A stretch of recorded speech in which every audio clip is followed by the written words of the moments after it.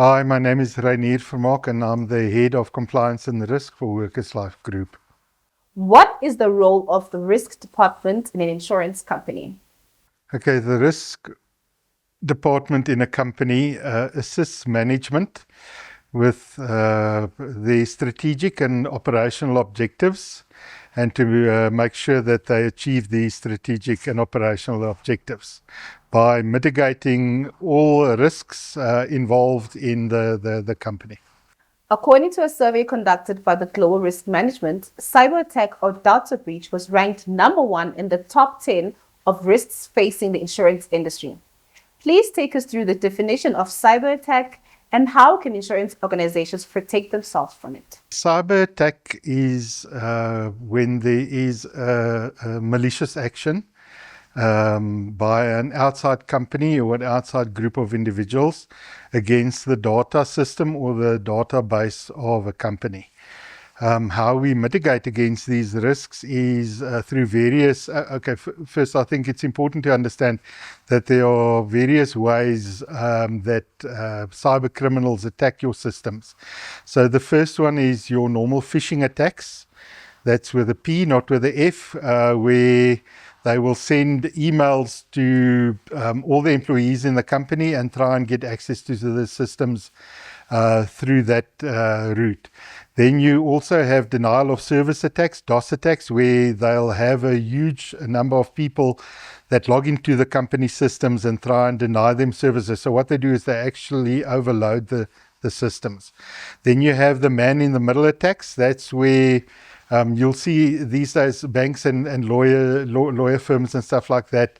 The emails get hacked, and then people send emails from their system with changed bank accounts. So money that is supposed to pay to the lawyer or to the bank then goes into the criminal's account. So these are the main ways that the criminals attack the systems.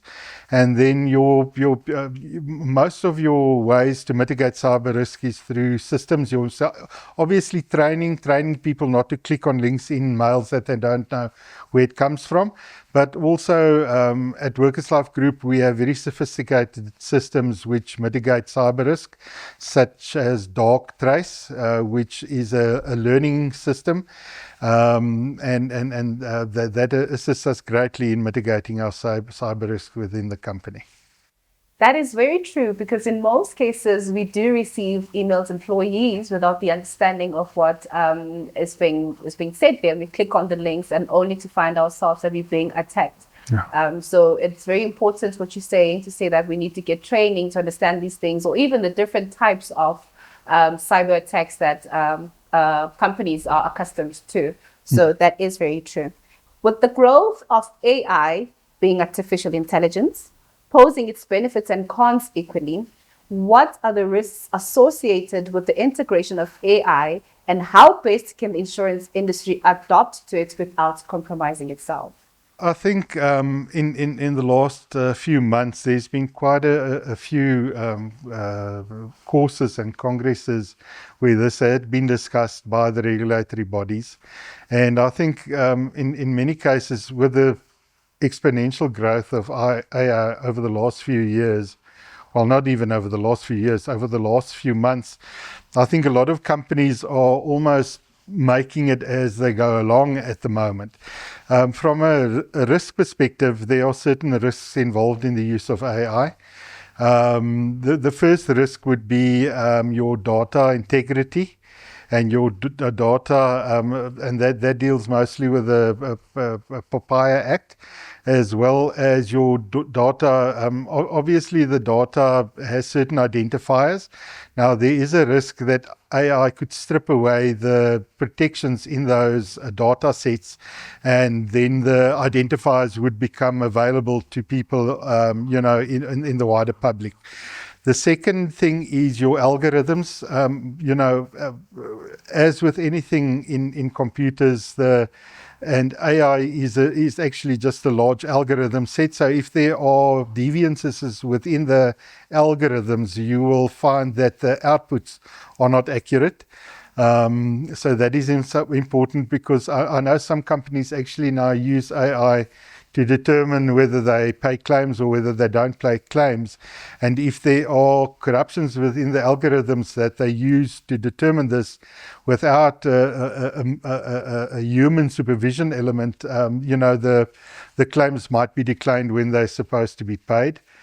Thirdly, obviously the systems itself can be corrupted or fail.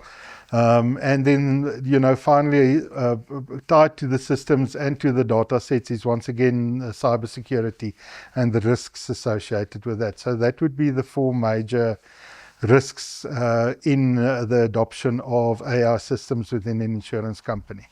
So that is true. So what you are saying is that in as much as we have AI being integrated into our insurance space, we still need some human elements to it to ensure that there are some safety precautions that are measured as the algorithms will be collecting data, formulating it for the insurance companies to use. But the humans are the ones to make sure that the quality control of it is done correctly. Yes, I think from a risk perspective, look, risk is mostly concerned with looking at the risks and the controls. Now, a control can be a detective control, or it can be a control that preventative control. So there are different controls within the risk environment. And part of the purpose of the risk department would be to make sure that there are adequate controls in place to mitigate the risks involved with using AI systems. So that would, the control environment would be the qualitative or the quality control that you're referring to at the moment. How does Workerslife approach risk assessment when tailoring life insurance policies for individuals with unique lifestyles or health conditions? I'm going to do more of a theoretical answer because at this stage within Workerslife Group, we still have a fairly a simple life portfolio. But this is something into the future which we will have to adopt because I think it is something that you see industry-wide. From a lifestyle perspective, so some of the smaller boutique firms will actually look at your hobbies. For instance, if you're doing skydiving or whether you're doing scuba diving, and obviously there'll be a loading for high-risk hobbies. Obviously, if you pay chess, you're not in such a big amount of danger as skydiving. So a person that plays chess compared to a person that skydives will have a lower risk rating. And also if you look at your occupations, if you have a low risk occupation, then obviously your rating will be lower. Whereas if you have a high risk occupation, if you are working as a cage fighter or if you are a SWAT officer or something like that, these people that put themselves in danger due to the nature of their employment will have a higher risk rating. From a health perspective, obviously we have a lot more information these days about people's health.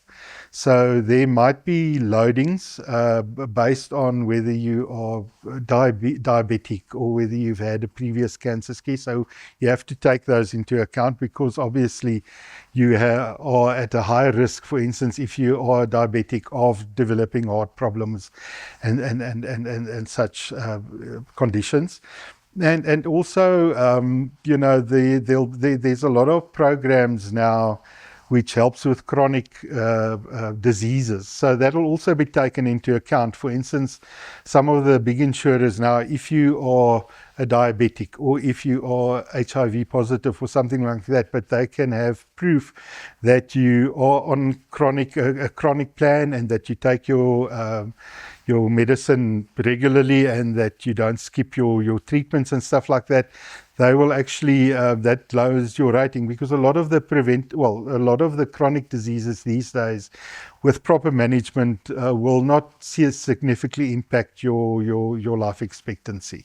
So that is what modern insurance companies will do, is they will look at your lifestyle, they will look at your current health, and also with smart watches and data monitors and all of those things. We have a lot more information these days about the health of people than what we had previously. So we can almost tailor the policies more towards their specific situation instead of using a one-size-fits-all approach. With the evolving economic landscape, How do you see life insurance products adapting to meet to the changing needs of clients in the next 5 to 10 years? Part of this answer will tie in with the previous answer, and that speaks to the amount of data which we will have on an individualized basis from our clients.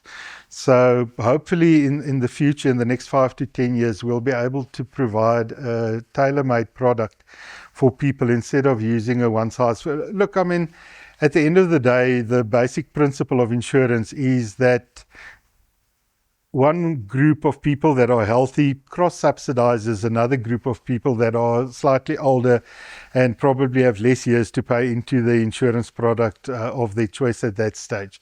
So that will be an important part, is the data integrity and the data collection and using that to tailor-made our products. The second part is that obviously with the life expectancies going up, I mean, in COVID there was a slight dip in the average life expectancy in South Africa, but at this stage I think the life expectancy is in excess of 62 years again. And coupled to that would be more of a focus on retirement products. I think in many cases in South Africa, our balance isn't ideal with regards to the amount of life products that we have compared to chronic health products.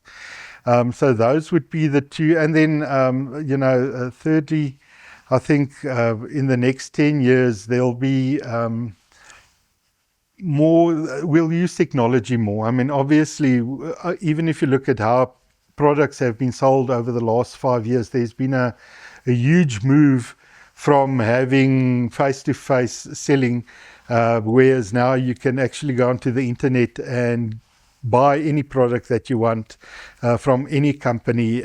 So in the next 10 years, that field will also change, where you'll have a lot less. And as your market becomes more tech savvy, you'll have a lot more people buying products over the internet without having an intermediary present. Which is also not always a great thing, because you lack or you miss that financial advice component. Now, obviously, it's also good and bad. You have good brokers and you have bad brokers. But if you have a good broker, they will definitely add value to the whole of your insurance and your financial planning. What are the most common risks we see policyholders overlook when it comes to life insurance? And how can they better prepare for those? The major risk at this stage, especially in South Africa, which has still a developing insurance space or life insurance space, is, and I'm going to split this answer into short and long term. So on the long term side, a lot of people are still underinsured. I think in your traditional African markets, there's still a predominance of funeral policies, which is not an effective way to plan for the long-term future of your children and of your spouse. Funeral policies are supposed to cover the here now of the expenses and the immediate expenses if you should pass, but from a long-term perspective, you should have proper life cover in place. And I think that is something that is still lacking in the South African insurance market. It has improved as there's been maturity, but I still believe that most of our people that come from a less financially literate environment would rather have a funeral policy than have a life insurance policy, which is sad, because the money that you pay on a funeral policy would actually give you a lot more cover from a financial perspective on a life cover. And also, I mean, initially life cover was difficult because you had to have, most of the policies that was always available was full underwriting, so you had to go for your tests and had 400 medical questions. But now there are hybrid policies available where you have less underwriting. Obviously the rates are slightly higher because the risk for insurer is higher, but it's still much more financially relevant than a funeral product. And on the short-term side, it's just a case of people cancelling their short-term policies if they have economic challenges. So you have car insurance, you have house insurance. You've got to pay for a school tour or rugby boots or whatever, or soccer boots or whatever, and all of a sudden you cancel your short-term policy because it makes money available for you. And that's unfortunately in many cases where an accident can happen at any time. So that is one of the concerns that I have. And finally, the lapsing, and you also see that on the life side where people look. Insurance is never. It's not like walking into a shop and buying a Calvin Klein handbag or buying a pair of Nike sneakers. It's always a grudge purchase. And therefore, it's also one of the easier things to cancel at the end of the day. But that leaves you vulnerable, and I think part of this is due to not to the lack, but I still believe that there's a market, or not even a market. There is room for proper financial training. To make people financial literate, to have them understand what the short and the long term effects are of the financial decisions that they make now. So those would be the main challenges from an insurance perspective with the market as we have it at the moment. What you have said is really profound, because in most cases it is true that people focus on the funeral cover as opposed to a life cover. And then when the people are left behind, or your families are left behind, there isn't really much for them. Huh. So that financial literacy, that there is a gap or market, as you were saying, to look into that space, to better educate people on the necessary products that they should have to ensure that they're not only covering themselves, but their families are also covered for any unforeseen circumstances. Yeah. In your experience, what life event or changes most often triggers the need to review or adjust a life insurance policy? And how should clients approach that process? I suppose this comes back to financial literacy. The three major events is getting married. Obviously, when you get married, you have a whole new infrastructure and a group of people that you will become responsible for. Having children, I think one of the big issues that you have still in South Africa is that people do not understand how expensive studies and tertiary qualifications has become almost exponentially over the last 10 or 15 years. And they might have if you've taken out a study policy for your son or your daughter, and you did it when he was like 2 years of age, and the payment is now for 40 or for 50,000 rand, that will not cover 1 year of studies at a university. So having children, getting married, and also getting divorced. And then I think what is also important is if you change jobs, that's also very important. In many cases, when you change your employment, you might have more money available on a monthly basis. Hopefully that's what happens if you change your employment, and then you have to adapt. You've got to either decide you're going to pay, because what invariably happens is if you have more money available, then you start spending more money. So instead of if you're financially literate, you'll understand that there's also financial gratification in being able to afford nicer things, but you've got to balance that against because you're going to move, say for instance, you move into a nicer house, but then if you pass away, you leave your wife and your children with more of an obligation to keep on either paying the bond or having enough money to settle the bonds.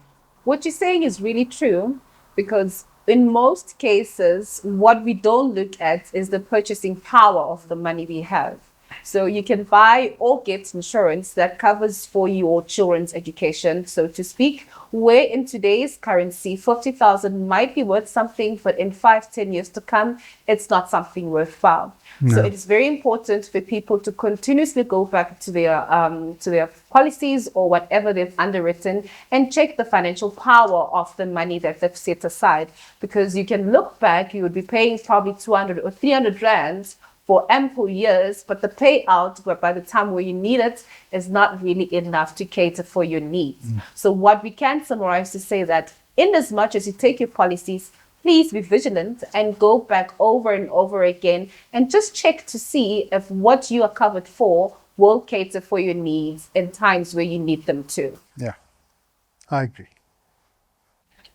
Thank you so much, Rainier, for joining us today on the Red Chair. Thanks, Notokozo, for having me. But I hope that what I said offered a bit of value to people watching this, wherever they might be. If you would like to get covered by Workerslife Insurance, please do not hesitate to visit www.workerslife.co.za. Click on the option of Build My Cover and build your cover tailor-made just for you. And if you would like to speak to a specialized consultant, don't hesitate. Please call us on 0861 520 520. Workerslife, protecting your future.